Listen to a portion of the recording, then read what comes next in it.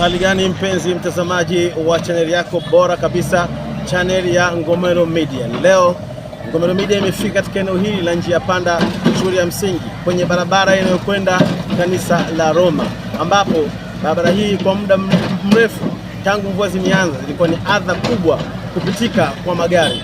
Magari yote yalikuwa yanapita pembezoni hapa yalikatia kabisa, lakini leo kwa juhudi za mwenyekiti wa serikali za mtaa pamoja na mheshimiwa diwani na mbunge jimbo la Kivule. Habari ya jioni, kwa majina naitwa Mgaya Gonyeka Mahemba, ni mwenyekiti wa serikali ya mtaa wa Kivule.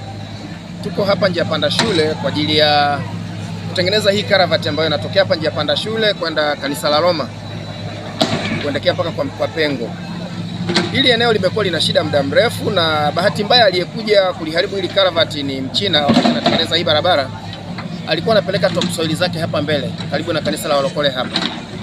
Sasa baada ya uharibifu huu, manake tulikuwa tumeendelea na juhudi za wananchi kwa ajili ya kuhakikisha eneo linapitika.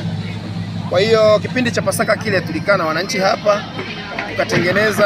tukatumia nguvu za wadau, lakini hazikufua dafu.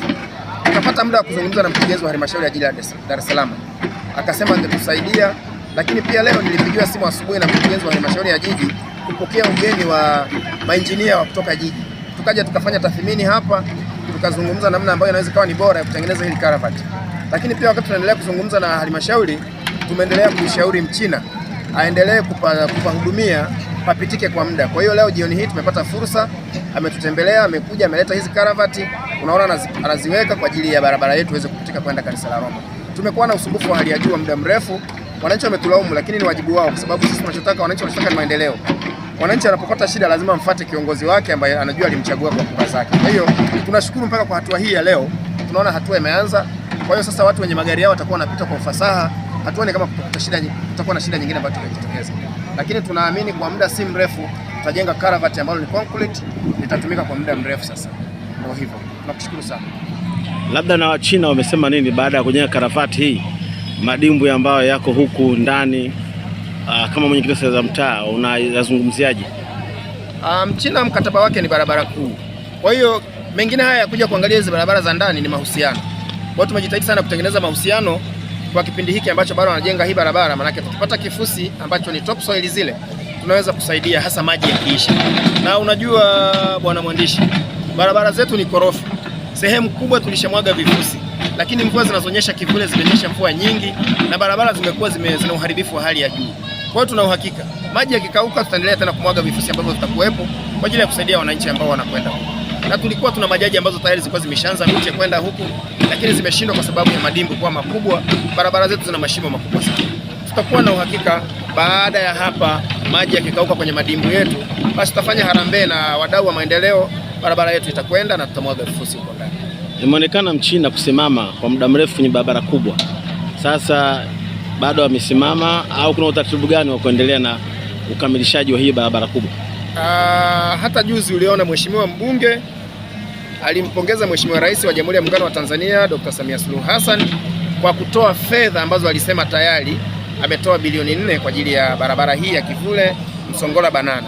Kwa hiyo tuna uhakika sasa tunakoelekea kwa juhudi za mbunge ambao unamuona anapambana sana bungeni kila kukicha. Amekuwa akitoa hoja mara kwa mara bungeni kuhusu hii barabara yetu ya Kivule Msongola mpaka Banana. Tuna uhakika hii barabara yetu haijasimama, isipokuwa ni kipindi hiki tu cha mvua. Nafikiri mambo yatakuwa sio mabaya.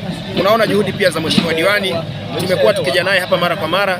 Barabara hii tumekuwa tukitembelea, hiki kivuko tumekuwa tukitembelea mara kwa mara mheshimiwa diwani. Kwa hiyo tuna uhakika jambo litakwenda, na bahati nzuri diwani amekuwa ni mshirikishwaji, ni msikivu. Ukimpigia simu, ukimuita, mnakuja. Hata hizi karavati za mwanzo tulizileta mimi na mheshimiwa diwani, tukaendelea kufanya kazi vizuri, haina shida. Kuna uhakika barabara yetu itafanya kazi muda si mrefu. Kwa jina naitwa John Mwitaroko, ni mdau na jirani wa eneo la kivuko. Sisi tunashukuru serikali za mtaa na serikali yote ambayo inahusika kwenye hili eneo. Ni kweli kivuko kilikuwa na changamoto ambazo zilitokana na uharibifu ambapo Mchina alikuwa akisafirisha vifusi ambavyo ni chafu akiwa anapeleka mbele ya hili eneo mpaka madhara. Baada ya hayo madhara, mwenyekiti wa serikali za mitaa akishirikiana na wadau wa eneo husika amekuwa akishughulika mara kwa mara ili kuondoa hili tatizo lilokuwepo, na hata sasa tushukuru Mungu, siku ya leo mwenyekiti wa serikali za mtaa akishirikiana na uongozi na juhudi zake ameweza kututengenezea kivuko. Hivyo tumshukuru Mungu kwa sababu tuna kijana wa serikali za mitaa akishirikiana na diwani wa eneo husika na wadau wamekuwa na mshikamano mzuri. Hata tulipokuwa tumekwama kulingana na mazingira ya mvua, haikuwa kwamba ilikuwa ni kosa lao, ni hali ambayo ilikuwa ni ya hewa ndio ilileta madhara kwa muda mrefu, wakashindwa kutekeleza. Lakini baada ya kuwa mvua imepungua, wameisha tekeleza, na tuwashukuru kwa pamoja. Na sasa tunamshukuru Mungu kwamba mwananchi yote wanehusika atapitisha gari yake na waje waendelee kupitisha magari. Asanteni sana kwa juhudi za serikali ya mtaa ikishirikiana na uongozi ambao uko kwenye eneo husika kwa kufanikisha hili. Asante. Naitwa Mama Rehema, ni mkazi wa Kivule, eneo la Njia Panda, na nafanya biashara hapo. Tunamshukuru mwenyekiti wetu kwa kutengenezea kivuko. Kwa kweli tulikuwa tunapata shida sana ya usafiri, bodaboda, hata gari vinapopita hivi pengine hata kunaweza kukaa kuna mgonjwa, tulikuwa tunashindwa kuvuka hapa, na watoto wa shule inakuwa njia kalikuwa ni kadogo, jinsi ya kupishana inakuwa ni shida. Lakini tunamshukuru sana kwa kutengenezea kivuko chetu. Mwenyezi Mungu ambariki. Labda wakati kivuko imekatika, kama mjasiriamali, ni athari gani ambazo mmezipata?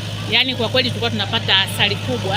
Baadhi ya wateja wetu ambao walikuwa wanavuka na magari walikuwa hawawezi kusimama kununua biashara zetu, walikuwa wanazunguka wanapita. Lakini kwa sasa hivi naamini wateja wetu watakuwa wanapita hapa, wanasimama na bidhaa zetu.